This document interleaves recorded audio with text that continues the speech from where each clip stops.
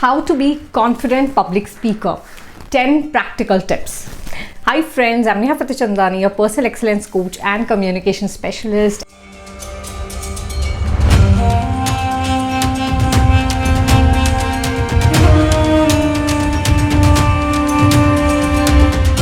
I'm going to share with you are something that I have implemented in my life. I come from a place where I was extremely shy and introvert, and today I have trained and coached through 6,000 plus people. So how my journey has been, what I've learned from my mentors is what I'm going to share in this video. So if you're new to the channel, I love to talk about communication, personal development, success, happiness. Subscribe to the channel and hit the notification bell so that you do not miss any new video. So interesting fact, research says around 75% of the population has fear of public speaking. Let me make a confession. Forget about public speaking. I was scared to go and speak to any human also, right? So how did I do this? Let me share with you practical tips. Number one is normal. Yes, see, having fear of public speaking is normal. It is not something that only you have, others do not have. Even I had this fear. I still remember when I was going in a session, and for the first time I was addressing to 60 plus people. My entire body was shivering. When I took my first session as a trainer, it was with students. I think 50 plus students were there. I was very scared. Okay, so let me tell you, fear is normal. Now, with the time, as I started going and doing the right thing, as I learned from my mentor how to do that public speaking, the more I started doing, the better I became at it.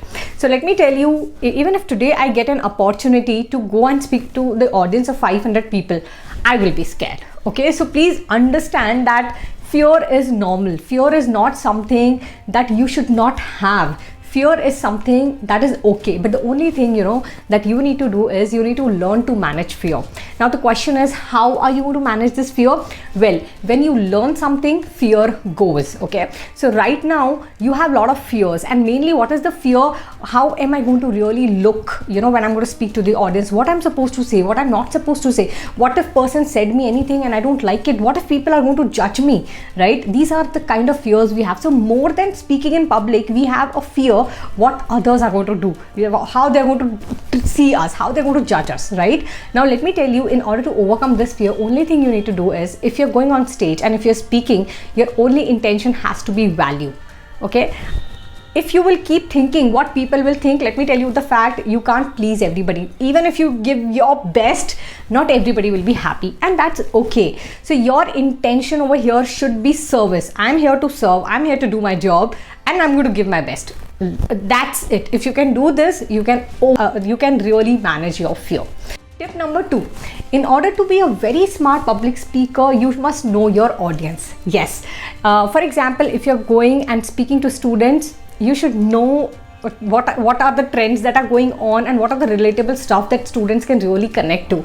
At the same time, if you're going and talking to entrepreneurs, you should know what's happening in the business world and what are the things that they can connect to. If you're speaking to leaders in the organization, again, you must know about them. So one of the best way to be a very good public speaker is you should be relatable to your audience. If you are, let's say, cracking a joke of youngster and the audience is really adult, it's not going to work out, right? Similarly, if you are saying something very wise and it's a very student crowd, it's not going to work out. So just research on your audience. What do they like? What do they do not like? What are their tastes? What are their preference? How's their lifestyle? This will help you relate to them and create your content around it. Tip number 3, create content that adds a lot of value. Yes, now content creation is something that's very important. So when you are going and speaking in public, you can't just randomly go and start. Okay, you really have to prepare well in advance. What is it that you're going to say? Like right now, if I'm speaking or doing this YouTube video, I have already created the content around it. I had already created the pointers that I'm going to share with you. I have already created the stories that I'm going to share, right? So you must have your content in a format that is what, why, and how. Okay, like if you will see this video, public speaking, I talked about, people are scared of it, and I was also scared of it, right? Be a good public speaker. That is what I'm sharing with you. Okay, so you can pick up any topic, share some stats and how they have to do that thing, how they have to execute it, talk about that, and also share the importance of it. Okay, so that's going to really help you create content that audience is going to love. Fourth tip, The biggest mistake that a lot of public speakers do is they start with me. Hi, my name is this, I come from here, I have done this in my life, I have done that in my life. Well, let me tell you, it is a disaster. You know why? Because people are not interested in you, people are interested in themselves. So this is what my mentor taught me. When you start any presentation, when you are speaking to public, you should ask questions, okay? A question that the audience will say yes to. For example, if I am on the stage and if I'm speaking to you, I'm going to say, okay, how many of you would love to have more success? Most of people are going to raise their hands, okay? How many of you want more happiness in your life? Yes. So in order to be more happy, in order to be more successful, I'm going to share with you amazing tips of how you can be super awesome public speaker, which is going to help you create a bigger impact in your life. Right? So when you start any presentation, start with a question. Just throw a question wherein you are going to get the yes answer from the audience. So when you do that, immediately you create the connection with the audience. It's the place where audience is going to win you. So initially, first 2 to 3 minutes are the time that either you're going to win the audience or you're going to lose the audience. Okay? So in order to win the audience, it's about them and it's not about you. And if you're going to apply this, just type in the comment box, I am going to apply this. Number 5th. Now this is very important, and that is when you are addressing to people, please maintain a good eye contact, right? So let's say there is a huge round, a lot of people are here, people are from here to here. Now you have to look here also, here also, here also. So try to maintain an eye contact that covers the entire area. Standing over here, and even if there's a small room or there's a bigger room, try to see everyone. Okay, do not just see in one direction, do not just see over there, do not just see at the front. Try to maintain a good eye contact with the entire room, because that, see, eyes are the window of soul, right? Eyes always say that I'm there for you, and we always make eye contact with people we really like, right? So when you maintain that eye contact with the audience, you are able to connect at a deeper level to them. 6th point is share stories. So there's a beautiful line that says logic tell and stories sell. So stories actually connect you to people heart to heart. Okay, so let me share a story with you. So I remember I was attending one of the events in Mumbai. It was my first personal development event that I was attending, and we were learning something about money. There were 900 plus people in the room, and for me, I almost got a mini heart attack when I saw that crowd. I couldn't go and speak to anyone. I was so scared, I was so fearful. My entire body was shivering. I remember my friend was sitting just next to me, and I literally told him, listen, you are not even going for 1 second, else I'm going to literally kill you. Then after some time in the same event, I realized that this is something that is really stopping me. I have a fear that I need to conquer, and this fear was reflected in my business also. For me, it was difficult to connect to clients. For me, it was really difficult to create that long-term relationship. And I said, I'm going to learn this skill no matter what. I attended a couple of more programs to learn this beautiful skill. And after that, do you know what? I was able to launch my open programs, and I started addressing to 70 plus people in one go.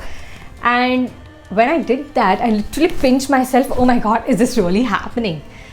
The only thing I learned from this entire experience was it is very easy to stay in your comfort zone. It takes a lot of courage to listen to your own self and do what is right for you and not what is convenient for you. Yeah. So how many of you love the story? Most of you. This is the power of story. Now this one is super simple and easy, and you can instantly do, okay? And that is just record it.